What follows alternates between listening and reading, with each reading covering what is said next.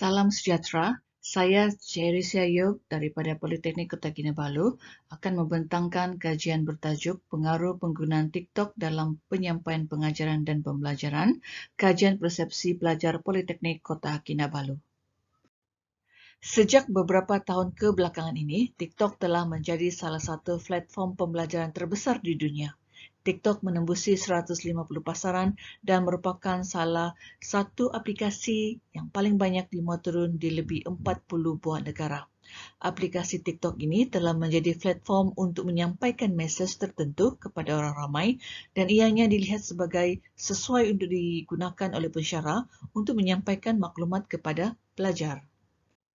Aplikasi ini dilihat sebagai trend yang baharu dan diminati oleh golongan remaja, justru sangat sesuai digunakan oleh pensyarah bagi meningkatkan tumpuan pembelajaran dalam kalangan pelajar.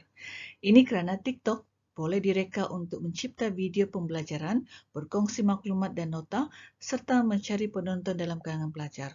Oleh itu, ianya dilihat sesuai digunakan dalam sektor pendidikan. Konsep TikTok adalah sangat mudah kerana ia menyeronokkan, menarik dan dilihat boleh menambat perhatian pelajar. Penggunaan aplikasi TikTok adalah baharu, justru ianya mempunyai beberapa kekangan seperti berikut. Pertama, memerlukan kemahiran dan keupayaan pensyarah untuk menjelmahkan apa yang mereka ajar dengan cara yang menarik untuk mendapat perhatian pelajar. Maksimum kandungan TikTok hanyalah 10 minit, dilihat tidak begitu sesuai bagi subjek yang memerlukan syarahan yang panjang dan terperinci. TikTok memerlukan data internet yang baik bagi melancarkan tontonan dalam TikTok.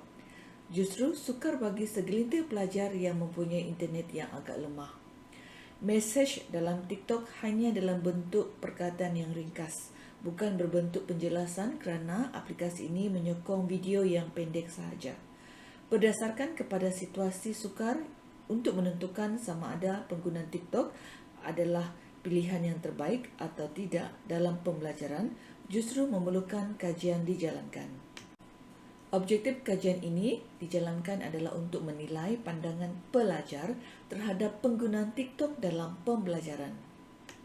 Sorotan kajian. Dengan populariti media sosial yang semakin meningkat, para pendidik telah menggunakan platform media sosial seperti TikTok untuk tujuan pembelajaran.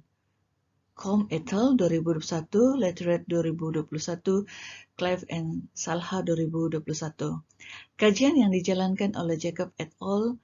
2020 menunjukkan bahawa TikTok mempunyai kesan yang baik terhadap prestasi pelajar serta penglibatan yang dirasakan sendiri dalam kursus pengenalan statistik. Walaupun begitu, terdapat juga pandangan bahawa penggunaan TikTok membawa kesan negatif kepada pelajar. Ini kerana TikTok dikait dengan penggunaan telefon yang berlebihan.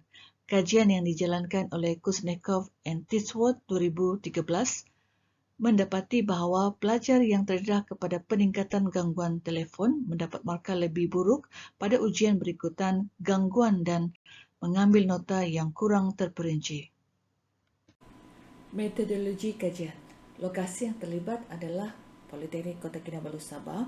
Rega bentuk kajian berbentuk kuantitatif tinjauan. Bilangan sampel adalah 144 pelajar. Teknik persempelan yang digunakan adalah persempelan mudah. Kaedah pengurutan data adalah menggunakan soal selidik, Google Form, perisian SPSS dan analisis berbentuk deskriptif. Seterusnya hasil kajian.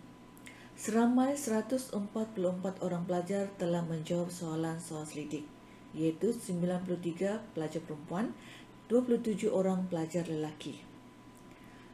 Pelajar yang menjawab soalan-soal selidik ini adalah pelajar daripada semester 1 hingga semester 6. Kebanyakan pelajar yang menjawab soalan ini adalah pelajar daripada semester 3 hingga semester 4, iaitu seramai 76 orang pelajar.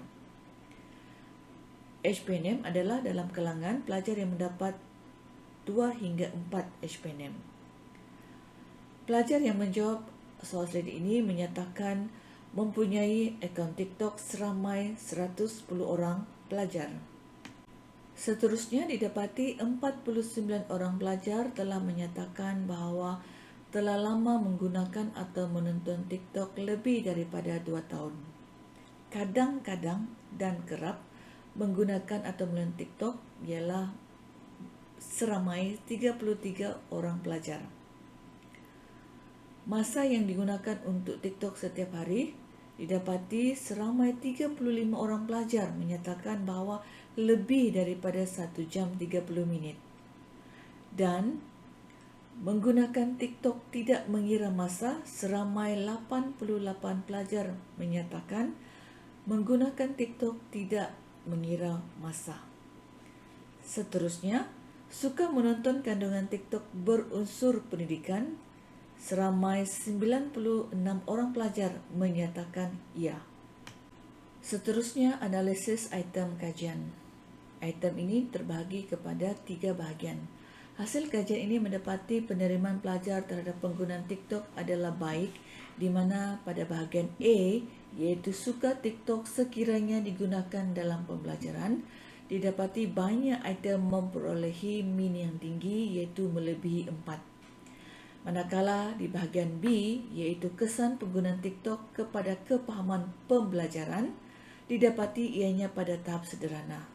Dan untuk bahagian C, iaitu sikap terhadap TikTok untuk pembelajaran, majoriti pelajar bersetuju bahawa TikTok sesuai digunakan dalam pembelajaran.